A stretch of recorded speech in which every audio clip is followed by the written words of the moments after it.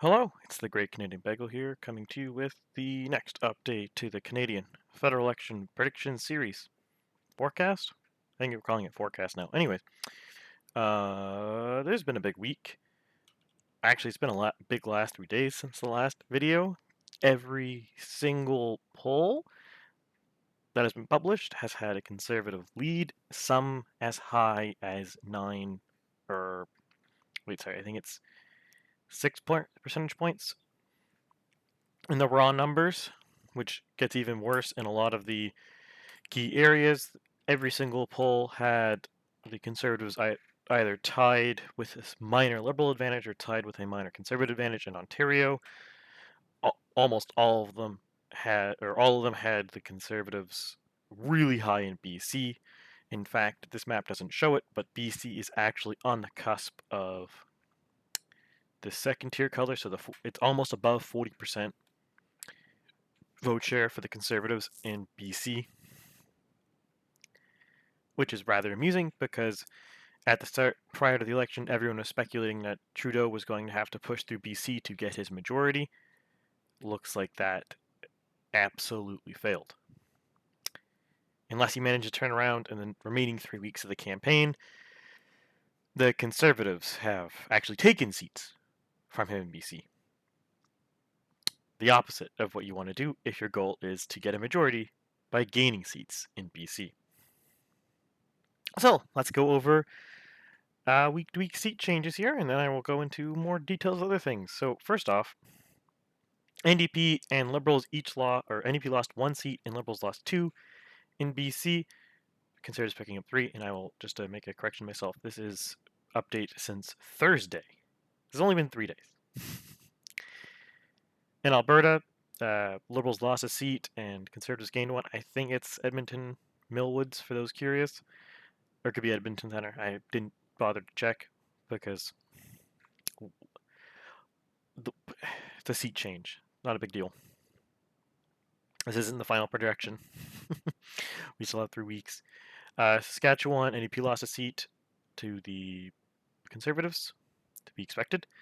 That was kind of a weird anomaly in the polling. There was a couple days where the NDP were getting polled at like 30-40% in like Saskatchewan, which is kind of weird, but that's what happens in polling. This is why you aggregate many polls. Ontario, NDP picked up a seat from the Liberals. Conservatives picked up 4 from the Liberals. And as you can see, the Liberal vote share in Ontario has declined to less than 40%. It's 39.8, but it's less than 40. So it is this light pink color now. And I shall also note, Alberta's back over 60 for the Conservatives, so it is the deepest color. I don't think I'll have to break out a darker color, because I doubt they're going to go over 70. But, they got 69% last election in Alberta, so, it's theoretically possible. Quebec, the Conservatives and Liberals each picked up 1 seat from the Bloc. I think that's just kind of keep waffling back and forth between the two of these, or like between the Bloc and the Conservatives and Liberals for those seats. If nothing else changes, because some polls have the Bloc slightly stronger than other polls, and that's the main deciding factor here. It seems, or that's what's causing this fluctuation, as there's like cyclical fluctuations in the Bloc's polling numbers. So I think that's going to keep fluctuating for the rest of the campaign. The Conservatives have picked up Miramichi, Grand Lake, and New Brunswick, and the Conservatives also picked up Cape Breton-Canso and Sydney, Victoria in Nova Scotia on top of their... So they picked up 2 from the Liberals and 1 from the Liberals, respectively. This brings us to a grand spanking total of 142 for the Liberals, 141 for the Conservatives, 27 Bloc, 27 New Democrat, 1 Green. And that 1 Green is Elizabeth May, in case anyone was wondering. This is not the worst disaster for Trudeau, but getting pretty bad. This is on track to be the worst own goal in Canadian history. This election call. The Conservatives have all of the momentum here. The Liberals have had not a single good poll in about 5 days. There's not been a single good headline for the Liberals in all the news I've seen. And everyone I've talked to is, at best, apathetic towards Trudeau, and at worst, hostile to him. This is very bad news for Trudeau. And this result, even though technically Trudeau's leading, could actually end up with a Conservative minority, because we need 170 seats for confidence, or you need people to abstain. So what this means, presumably, Trudeau, if this election result happened, Trudeau tries to stay and does a throne speech. Let's say NDP support them, because NDP doesn't want a new election because they probably spent all their money. That gives 169 seats, assuming no one misses the vote. Bloc, Conservatives might align on the confidence issue and vote it down. Bloc could be swayed towards the Liberals, but not necessarily. And this means the Greens could be the deciding vote. This is the only scenario where the Green MPs actually matter for confidence. It's rather amusing. This is the result we have here. The literal only time the Green Party matters for confidence is right now, with an election result like this.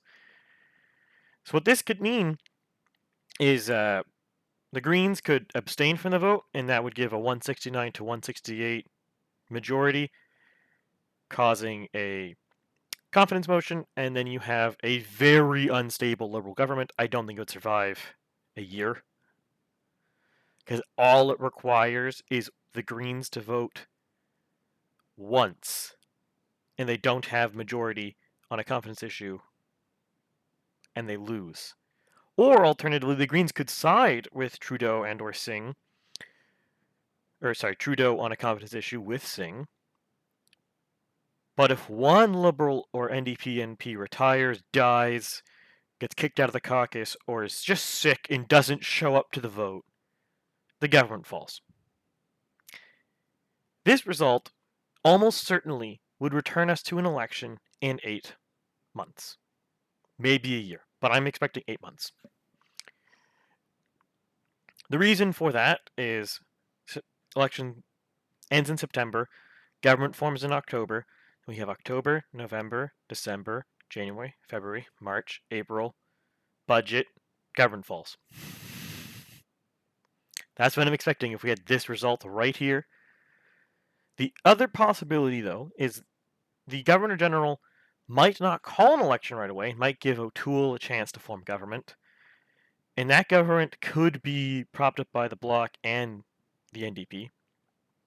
And I should also note that Trudeau, if he maneuvers, definitely could also get Bloc and NDP to support him, but that's still the same problem, and could probably still end up resulting in an election in 8 months. Because having to get 2 parties to agree with you is a lot harder than one, and it's very rare that they will not be going. One party is not going to be willing to risk the electorate. It's not guaranteed, but it's unlikely. The only saving grace for Trudeau in this scenario is no one might want to pull the trigger, like the Bloc and the Greens might not want to pull the trigger on a spring election if COVID is still a concern. But it's getting less of a concern in Canada. It's hard to say how much it will be in 8-9 months. So that is very speculative. But as it is, this is a terrible result for the Liberals, even if they win. And all of the trajectory, all the momentum, all of the leads are in the other direction, as you can see here. You can even see in this graph here, the Conservatives are going up, the Liberals are going down. Liberals delta so 26 was the last projection, and they had 34.3. The Conservatives at 34.7. Since then, Conservatives gained 0.4, 0.4, 0.2. So it looks like they might be leveling off a bit. Hard to say. They're asymptotically approaching their maximum, and their maximum right now, based on some of the polls I've seen, like the Main Street polls have them at like 37, 38-ish. So they look like they're probably asymptotically approaching 38. of the vote. Liberals, though, have went down 0.2, 0.4, 0.4, which suggests an accelerating decline in vote share. Or it could just be anomalous and it's just 2 bad days. Hard to say. We only have 3 days of data points since the last video. But all of this is really bad. You can even see it on these graphs. Start of the campaign, the Liberals, or throughout most of the summer, the Liberals were, actually I think this is just campaign. Start of the campaign, the Liberals were relatively flat. Then you hit August 23rd, and then it falls like a rock.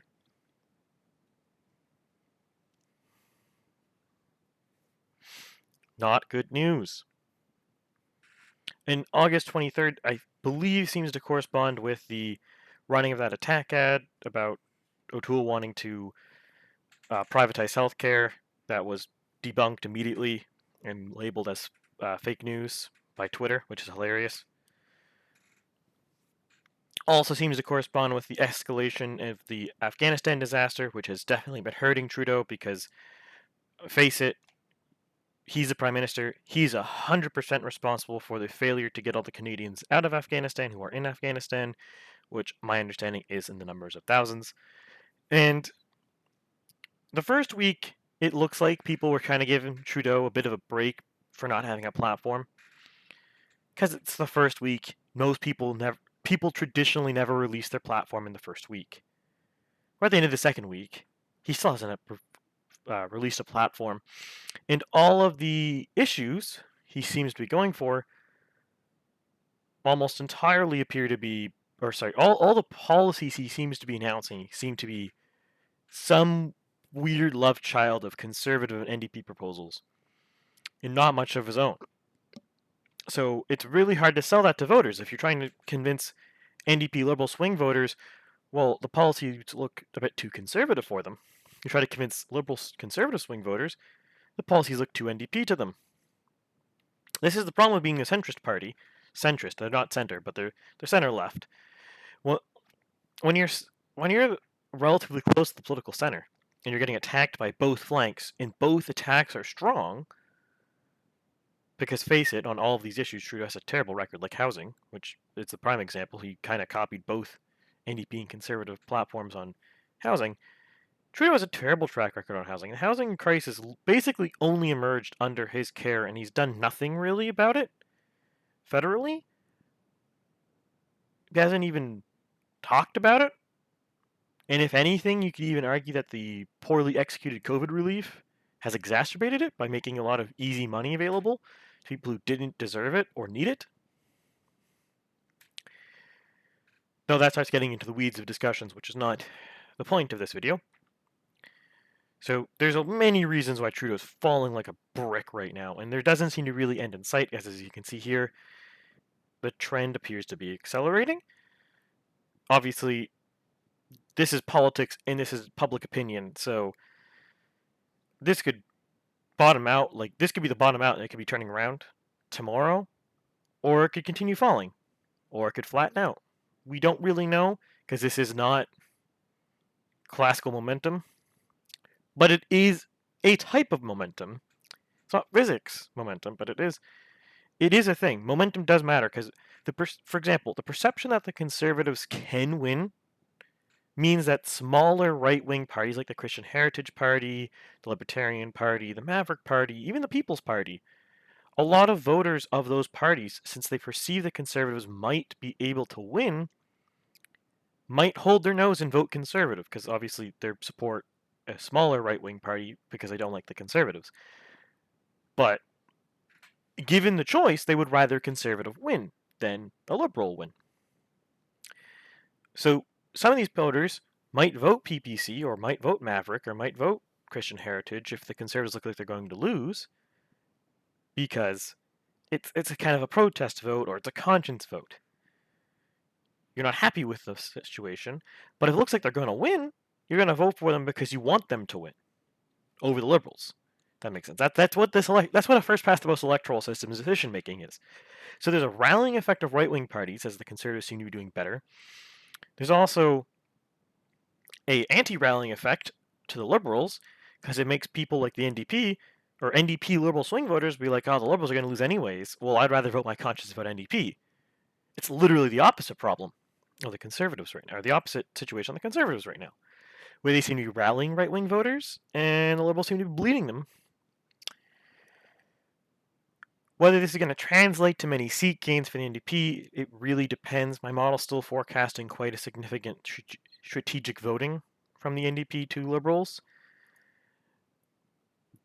But that could very well not happen. Like right now, the Conservatives would be leading in Ontario without if the NDPers don't strategically vote for Liberals. They might not. They might very well vote NDP. And in case if they vote NDP, then the NDP seat numbers, if we go back to this graph, they'll go from 8 to probably 18 range in Ontario. They'll probably pick up about 10 seats, and the Conservatives will probably pick up 10 seats. And then you'll almost certainly see a Conservative government happen, but a very strong NDP. Same thing could happen in BC.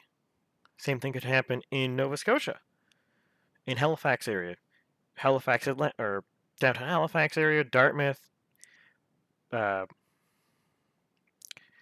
These areas could easily go NDP if NDP / Liberal swing voters decide to vote NDP because I think the Liberal ship is sinking. This is bad news for Trudeau. These are bad numbers. Don't get me wrong. Like, I cannot emphasize this enough. This is a terrible campaign. This is possibly the worst campaign I've ever seen. Admittedly, I'm young, so I've not seen many campaigns, but this is terrible. Now to go to some of the smaller parties here. NDP, especially if you ignore these two outliers, they're definitely going up. They're definitely gaining steam. I think they're siphoning some of the Liberal falls. I mean, if you just look at... Well, it doesn't look like they're gaining much ground over the last couple of days, but I think there is ground being gained. I think there is less NDP Liberal strategic voting than at the start of the model, which is bad for Trudeau. Greens still falling, but as you can see here in the edge, they seem to have stabilized. They stopped going down day over day, flooring at about 3.1. It's a terrible result. Abysmal. I think the Green Party is possibly done, and there's a non-zero chance. I don't know the exact poll. I didn't look up the exact poll numbers prior to this video, but there's a non-zero chance that the Conservatives could snipe Elizabeth May. And if I was the Conservative Party, I would be funding that race heavily because it would be hilarious. As it is, Fredericton is going Conservative, which was previously Green, and Nanaimo Ladysmith is forecast by the model to go Conservative, which is the other Green candidate, which is hilarious. You wouldn't think those ridings would go Conservative next, but that's vote splitting for you. People's Party here, it's kind of... They seem to be it's kind of hard to see here because the scale's kind of too large, and it's not really worth fixing it to zoom it in. But if you zoomed in on this, it appears that they're kind of doing a sinusoid, and sinusoid mode, which the block are definitely in if you look at here, is what I call it when a party seems to be hovering around a static value, which is about 6.8%. And since there is many pollsters polling a field, and every poll has a margin of error of approximately 2 to 3 percentage points, and every pollster has a slightly different bias based on how they do sampling, if they use online polls, if they use cell phones, if they only use landlines, all these things. So different pollsters, different polling methods cause slight fluctuations in a party, and depending on when people release their polls, they kind of do this. They kind of bounce up and down. But they're all hovering around on value. It's about 6.8 for the block, and it's about 2.6 for the PPC. PPC's momentum has kind of halted for the first time since the model has started. that seems to mostly be rallying effect of the Conservative Party is getting from the right-wing voters. Does that continue? I don't know. And I will note, to people interested about the PPC, my model does estimate a lot of either polling error or strategic voting from PPC to the Conservatives. And if either of those things are wrong, either there's less polling error or there's less strategic voting, this PPC number could easily double, and other numbers would change as a result, but this could be quite large. And if that got as large as some of the polls were estimating, like there was one poll that had like the PPC had like 8 in Quebec, you would expect the PPC to pick up some seats. The big problem with the PPC in forecasting models like this is obviously like a place like New Brunswick, they have 3.8. That's not a lot. But we don't really know where the concentration of their support is. In 2019, they had support. We know where the provinces they're relatively strong in, like out west, New Brunswick. But we don't know where in those provinces. Like you look at New Brunswick, that's where they're doing the strongest right now nationally. Last election, they got a similar vote total in every single riding. Like there was some variation, but it's very similar. So you project an election over election change, and it's still very similar, which is almost certainly not true. I don't know if they're going to be stronger in rural or they're going to be stronger in urban. I could see either way. I can see the cases for both situations there. I don't know if they're New Brunswick's case. I don't know if they're going to be stronger with francophones or anglophones. Yeah, could see the case either way there. So it's really hard to say where it is. So I expect a lot of the polling or the model error that will occur in my model on election day is going to be a result of the PPC, even though they're only a small percentage of the votes here, though significantly up from last election. I think they're going to be the root cause of most of the error because they're a new party and where their strongholds are completely up for the wind. One election doesn't matter. Like doesn't tell you where strongholds are because that's the first time people voted for them. And especially note the raw voting polling average, they're polling quite high. So without strategic voting and without possible polling error, because there was also a lot of polling error last election for the PPC, or possible strategic voting, I kind of lump the two together because you can't know, but both are a thing that happen. So again, hard to say exactly which one does most of the work there, but they're very bad numbers. Very bad numbers for the Liberals. That's the root goal of this, the root message of this video. The Liberals are getting absolutely destroyed, and I don't see how they can change this. We have 3 weeks left of the campaign, which is a long time. There's plenty of time for the Liberals to fix it. But I don't know what they can do. When the campaign started, once O'Toole and the Singh had released their platforms, the Liberals had 2 remaining inflection points: platform and debates, to turn the trends. I don't think the platform is any more inflection point. They've waited 2 weeks now and they haven't released one. And they don't seem to really have any big ideas, any new ideas, any exciting ideas. And everyone has already kind of accepted the Liberal or the Conservative and NDP platforms. They're both reasonable, relatively speaking. I definitely have my preferences, but if you are left wing, you're going to like the NDP platform, and if you're right wing, you're going to like the Conservative platform. They're not the best or the worst, but they're adequate for both sides of the spectrum. Liberals have to thread a line between the middle to make that work, and I don't think they're going to have they waited too long for it, so I don't really think they're going to be able to get a bounce from when they release their platform unless they come up with some amazing policy idea that no one thought of, which is possible. These are things that happen. But it's kind of silly to wait 2 weeks into a campaign to pull that out. The other option, debates, I'm not really sure what you can do in the debates because I'm expecting every single party leader just to kick Trudeau. Just be punching him, kicking him. Because you look at it, the Bloc want to pick up a bunch of seats in South Quebec and suburban Montreal. Their main opponent there is the Liberals. Like, they might punch the Conservatives a bit because if we go back here, the Conservatives are picking up 3 seats from the Bloc. Actually, I think it's 2. I think one of these seats is a Liberal technically right now.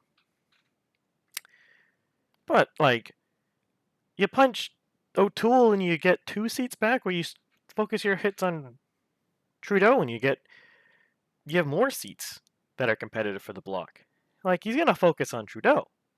Singh is going to focus on Trudeau. There's a lot of seats that the NDP are very competitive in downtown Toronto, in northern Ontario, BC, Atlantic Canada. They're going to punch that way. Because how many seats are competitive between the Conservatives and the NDP? There's a couple in Saskatchewan and Alberta, but not a lot. Less than Ontario and Atlantic Canada and BC. And a lot of the seats in BC that you can punch, or a lot of the issues for BC that you can punch the Liberals with, might also hit the Conservatives too, and help NDP shore up their BC support. Unlikely, but it's possible. But if you punch for issues that the voters in Saskatchewan might like, you're only punching at Conservatives. And that's only really going to help you in Saskatchewan. So it would be a very bad campaign strategy, or debate strategy, for Singh to go after O'Toole. Now, mind you, he had pretty bad debate strategy last election, because he punched a lot at Maxime Bernier, and let's be honest, where are their PPC NDP swing voters? Like, a nationalist libertarian party versus like a socialist party or a democratic socialist party is what I think they call themselves. Like, well, what swing voters exist there? They might exist. I'm not saying there's none, but there's gotta be shockingly few. Why would you waste your attacks on that? But he did. I don't know. And obviously, O'Toole's gonna punch Trudeau because, yeah, you could probably punch Blanchette, maybe get some seats, but that's small fish to fry. He needs to punch Trudeau because O'Toole punches Trudeau and he might get some seats from him, but he also might push seats into the Bloc and push seats into the NDP. And right now, if you're O'Toole, 141 seats isn't wouldn't be a comfortable minority, but it's one you could work with. Like, Harper worked with a similar sized minority government before. So at this point, yes, you still want to keep getting seats and keep reinforcing your points and keep getting support. But the main issue is you need to make the Liberals lose seats. Who cares who gets them, as long as the Liberals are losing them? So you're going to punch the Liberals. And I think Paul's going to punch Trudeau because I think Paul has a chip on her shoulder against Trudeau over the whole Jenica Atwin situation. And I wouldn't blame her. I mean, Trudeau literally just welcomed in open arms an anti-Semite into his caucus who was attacking Paul for not condemning Israel, which is kind of a weird statement for a weird thing to expect a Jew to do. As far as I'm aware, she's a religious Jew too, so it's a very weird, very, very dumb, very dumb. So that's kind of where we are here. A terrible election for Trudeau, and well, it's not guaranteed the Conservatives will win a majority. They're on the way to it. At the rate they're gaining ground, in 3 weeks, they will be in majority territory. And if they walk away on Election Day on September 20th, or whenever the votes are done counting, with a majority, this will be the biggest own goal in Canadian history, I think. Trudeau called the snap election with essentially a functioning majority government because the NDP didn't really oppose any of his ideas or any of his proposals. I can't name a single bill the NDP were against. They wanted to amend some of them, but that's their job. Like, I mean, that's the point of Parliament, amend bills, have debate. But they weren't going to vote it down, if that makes sense. So if you could pass any legislation you want with a few changes from the NDP, and then you call an election to get a majority so you can ignore the NDP, and then you lose and the Conservatives get a majority. Like, that would be so funny. I really want this case to happen, not for no other reason than to be such a big egg on the face of Trudeau. It would basically ruin his legacy, because it'd be such a stupid own goal. The biggest own goal, possibly the biggest election upset, also in Canadian history, though I'm not as certain about that one. But definitely the biggest own goal. The worst snap election call in history. Oh. Well, if you liked the video, please like, share, subscribe.